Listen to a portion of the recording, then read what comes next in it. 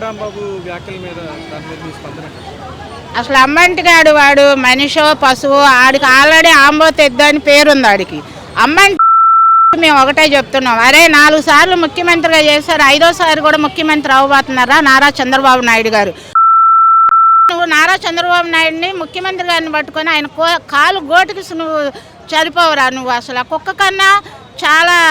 కన్నా విశ్వాసం ఉంటుంది, నువ్వు ఈది కుక్కకి ఎక్కువైపోయావరా నువ్వు. ఇప్పుడు మహిళలు ఎంత ఆయన ఒక తండ్రిగా భావించుకుంటారు, ఒక అన్నలాగా భావించుకుంటారు చంద్రబాబు నాయుడు గారిని. చిన్నపిల్లలు కూడా ఎంతో అభిమానంరా. ఎందుకంటే నిరంతరం 74 సంవత్సరాల వయసులో కూడా ప్రజల కోసం కష్టపడుతున్న నాయకుడురా. అలాంటి నాయకుడిని నువ్వు ఎవడు చెప్పాడురా నీకు ఆ మాటలు మాట్లాడమని? మేము ఒకటే అడుగుతున్నాం, ఒక మహిళగా, అదే నువ్వు మీ ఇంట్లో అమ్మని అక్కని చెల్లిని అడుగురా, వాళ్ళైనా నేను క్షమిస్తారేమో కానీ అడిగి చూడు నువ్వు మాట్లాడిన విధానం ఎలా ఉంది.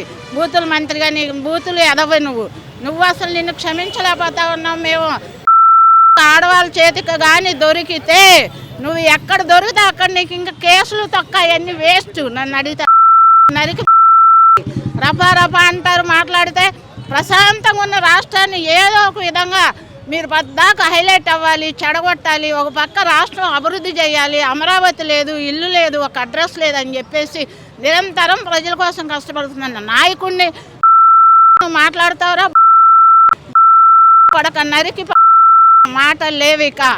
మేము కార్యకర్తలు కానీ ఆడవాళ్ళు కానీ ఈ రాష్ట్రంలో నువ్వు మాట్లాడే మాటలకి నిన్నటి నుంచి రగిలిపోతూ ఉంది. మా నాయకులు కానీ వీళ్ళందరూ మాకు ఒకటే చెప్తా ఉన్నారు, సమన్వయం పాటించండి, అందరూ సమన్వయం పాటించండి. మనకు సిద్ధాంతం ఉంది, మనకు పద్ధతి ఉంది, మనకు లా అండ్ ఆర్డర్ని గౌరవిస్తాం, మేము రెస్పెక్ట్ ఇస్తామని చెప్తున్నారు. కాబట్టి నువ్వు ఇంకా ప్రాణాలతో ఉన్నావు, ఇది నిజం. నువ్వు ఇంకొకసారి ఈ వైసీపీ బ్యాచ్లో ఏ నా కొడుకైనా సరే ఇదే భాష మాట్లాడితే ఫస్ట్ నువ్వు ఉండవు, నిన్ను లేపేయాలి. అసలు మా ఉద్దేశం అయితే ఇంకొకటి నోరెత్తకుండా ఉండాలంటే నా కొడక నిన్ను నరికిపాడు దబ్బటం ఒకటే ఉంది, మిగిలి ఉంది. నువ్వు అమ్మకి అబ్బకి పుడితే నువ్వు బయటికి రా, నువ్వు ఇద్దరున్న ఆడవాళ్ళ దగ్గరకు రా, నిన్ను నరకకపోతే నా కొడక చూడు. ఇదే మేము చెప్తా ఉన్నాం వైసీపీ బ్యాచ్కి. 11 సీట్లు ఇచ్చారు మీకు, నువ్వు ఏ రోజైనా అసెంబ్లీకి వచ్చావా? వచ్చే దమ్ము ధైర్యం ఉందా? 11 సీట్లు ఇచ్చి నేను గెలిపించారు కదా, ఆ ప్రజల పక్షాన్ని నువ్వు వచ్చి అసెంబ్లీలో మాట్లాడేవా? ప్రజా సమస్యల గురించి అడిగావా? లేదు. నువ్వు అగౌరవపరిచావు, రాలేవు. నువ్వు ఆ 11 సీట్లు కూడా ఇవ్వటం చాలా తప్పు నీకు. అదే ఇచ్చారు ప్రజలు, ఈసారి అవి కూడా రావు, ఒకటే వస్తుంది. అయితే మేము అడుగుతూ ఉన్నాం, నువ్వు అమ్మకి అబ్బకి పుట్టింటే ఆ రాజశేఖర రెడ్డి గారి కన్నా కొంచెం గౌరవం ఉంది, నీకేదీ లేదు. ఆయన కడుపుని చెడబుట్టావురా నా కొడక. నువ్వు విమర్శిస్తే తప్పేంటని అంటున్నారు. విమర్శిస్తే ఉందండి, దానికి ఒక పద్ధతి పాడుంది. విమర్శించడం అంటే ఏంటి? ఒక ముఖ్యమంత్రిని పట్టుకొని కందెడతాడా? అది ఎంతవరకు కరెక్ట్? అసలు బూతులు మాట్లాడతారా నాయకులు, ప్రజాప్రతినిధులు? మనకి ఇదే నేర్పిందా మన రాజ్యాంగం? బూతులు మాట్లాడాడు. అవి బూతులు కాదు, అసలు ఘోరాతి ఘోరమైన మాటలు.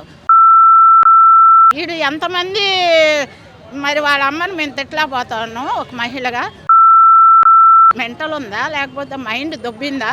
వీడు కడుపుకు 3 పూట్ల అన్నం తింటున్నాడా?